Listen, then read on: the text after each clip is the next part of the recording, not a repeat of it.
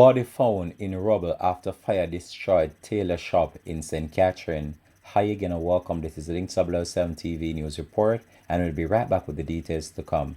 Welcome to Link 007 TV News Report, providing you with the best in local and international news updates. This is a place where you can get the most reliable and informative news information.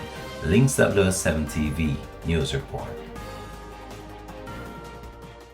Welcome back and thanks for joining us. This is Link 007 TV News Report. A body was found in a rubble after fire destroyed a business establishment in a rural district in St. Catherine on Monday morning. The fire of yet unknown origin destroyed a tailor shop in Brandon District, Kitson Town in the parish. Reports from the police are that about 6:50 a.m., fire was seen coming from the building and residents alerted the police and the fire department. After the cooling down process, the charred remains of what appears to be a man was found among the rubble. The body, which remains unidentified, was moved to the morgue for post-mortem examination. The police are continuing their investigation. This has been Link 007 TV News Report. Thanks for watching.